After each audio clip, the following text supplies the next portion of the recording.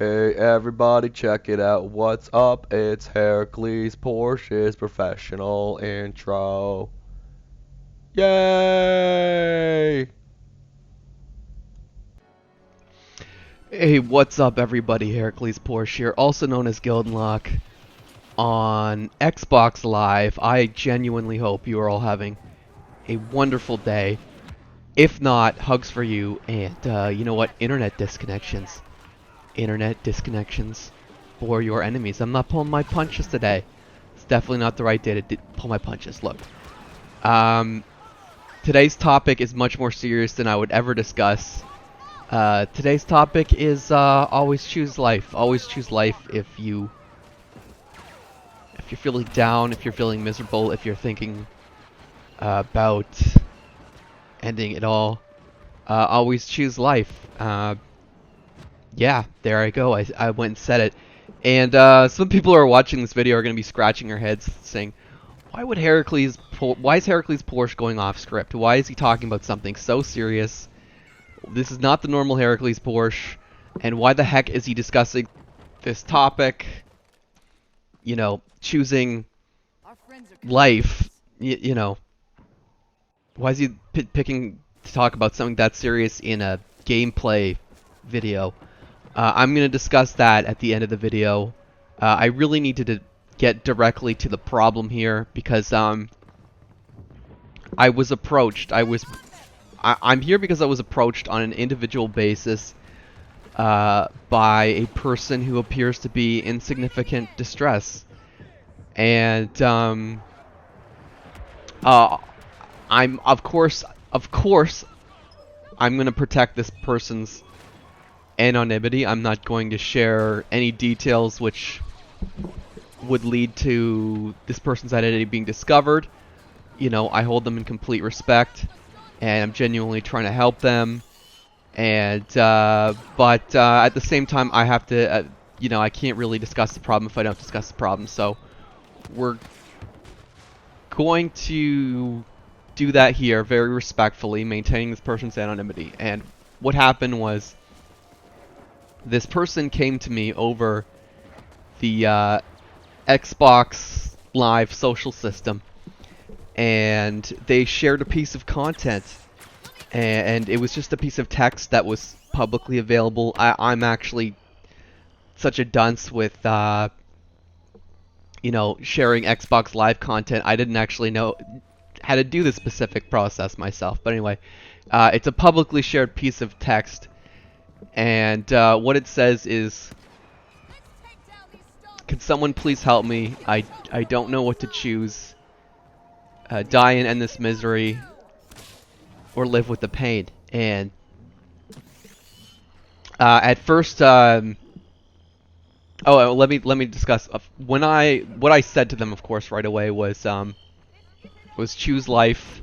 It's the first message I sent, and pretty soon after that, I said, if I can help in any way, please let me know. And they sent me an okay back, and that was my first step. That felt like my you know, my key responses that I had to make to someone who was indicating this kind of distress to me. I feel like they were appropriate. I feel like what I'm doing now, well, at least I certainly hope what I'm doing now is an continued appropriate response. You know, I'm continuing to think about it, you know, what the best way to handle something of this gravity is. But I really feel for this person, you know. A lot of people end up in situations with this distress. Anyway, hopefully it's becoming more clear what I'm trying to do here, why I chose to put in a video like this. But let me just continue to tell the story. So yeah, I'm actually not even 100% sure this person is a subscriber to the channel, but they found me out of the blue. It's clear they do play Star Wars Battlefront,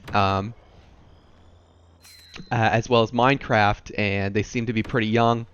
That's what I could figure out from just a casual perusal of what they've sent me, and their profile and stuff. But What happened was that first they said please help shared content, please help shared content. So and then I just sent him a question mark back. I didn't know what was going on, and he said no answer. I asked him what he wanted, and then he said read the content. And I hadn't looked at it at first because I get a lot of messages from people just sending me little clips for, I mean, maybe to be shared on the channel or something. I don't know. I don't generally take the little shared content things. People take me seriously, but for one for whatever reason I decided to take a look, and I'm really glad I did because it was not the usual thing, obviously. So yeah, I experienced that. Obviously, I sent them on an individual basis some comforting messages, like I just said. But what's really, and yeah, like I said, I want to reiterate, um, I genuinely hope I was able to help this person, or even make them feel a tiny bit better. You know, you don't say please help if you know, he said please help. So if you didn't, and then he sent and that link to him saying he needed to choose. So, you know, if he's saying please help, I need to make this choice. You know, on some level, there's some part of him that wants to live. That's what you have to appeal to. But the really unfortunate part of this story, and you know, I continue to hope I'm doing the right thing, sharing all of this. But I'm looking at the shared content, and unfortunately, this guy got a bunch of different messages that were not like mine in the public domain of what he sent out. And yeah, I think I'm doing the right thing, continuing to discuss this. But not all the other messages he got were kind. There was one person who wrote, "Kill yourself, MF pussy." I'm sure I don't have to explain to you what MF stands for, and I've already reported this person. I don't know what else I can do. I could try to talk to them and tell them what they're doing is wrong, but you know, it's the internet. That you can't expect people to respond to that. And so yeah, that was the most vicious message he got. And there's another person who said, "What the hell?" And they said, "Die." He just, I'm guessing he wasn't taking this. Maybe he's another vicious person, or maybe just wasn't taking this seriously. I don't know. And like some of you guys are probably saying, rolling, you know, why is Heracles taking this seriously? Could be a prank. Who knows? This is the internet. People prank each other all the time. But people also reach out to each other when they really need help. So if this is a prank, that's a little bit of egg on my face, but I'm not concerned about that. You know, I have other priorities. So anyway, I'll get to that in a bit. But yeah, so there's these two really awful messages. Thankfully, there was another person who did a question mark, but then they also said live with, so they agreed with me. So yeah, apart from myself trying to be sympathetic, he got two really awful messages and another sympathetic one. So yeah, I just want to tell this person, please ignore those douchebags. I mean, obviously I'm not ignoring it. I'm drawing attention to it because it's a problem. It is a problem when people who need empathy are not getting it, are instead being treated viciously. You know, it's like I said, there's always a chance this is nothing and it's a prank and I'm reacting to nothing. But if there's even a remote off chance that there's anything to this, then it's my responsibility to be an empathetic adult. And I think about it this way. It's just like, it's the kind of Pascal's wager type deal. Okay, it's pretty simple. If this is a prank and I am taking a prank seriously, then I look a little bit silly. That costs me nothing. That costs me absolutely nothing. If this is for real and there's somebody who really needs help, then I'm helping them, or at least I'm trying my damnedest to help them. And I don't know why more people who receive a message like this aren't thinking the same way. I really don't. But yeah, it doesn't. I don't know what I can say to bring more people around to my way of thinking, but you know, there it is. I just laid it on the table, and I'll take. Anyway, I've said the most important things I need to this person. Ignore these douchebags. Ignore the people who just seem like they don't care. I'm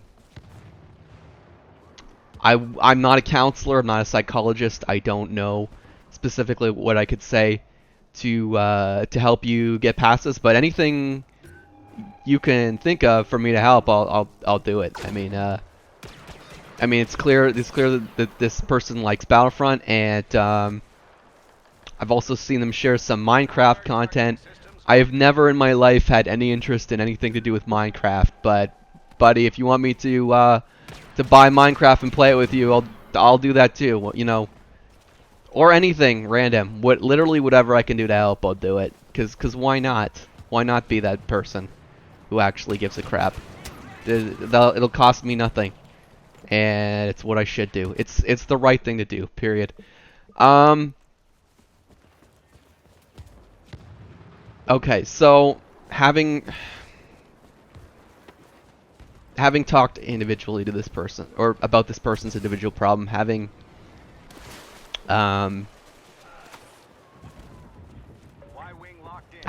tackled that, I sincerely hope, I want to just do a little brief thing about just the culture.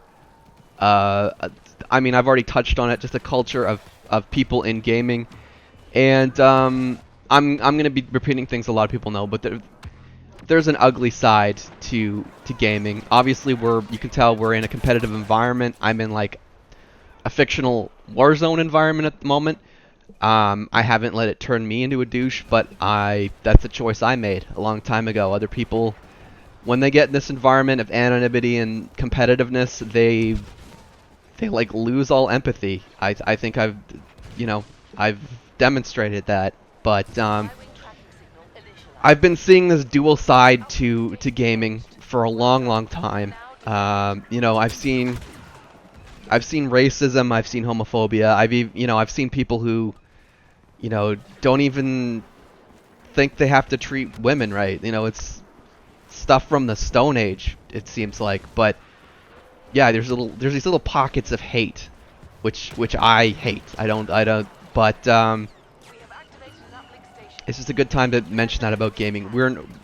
But obviously I'm not one of those people, and there's a lot of people who, like me, game and are capable of empathy. And I hope you, as a way to understand gamers, understand that there are both groups, and I've run into both groups, and they've both had an effect on me. I've run into people who are profoundly vicious. I've run into people who are profoundly empathetic, just like any other place in human culture. Both those types of people exist, and you know,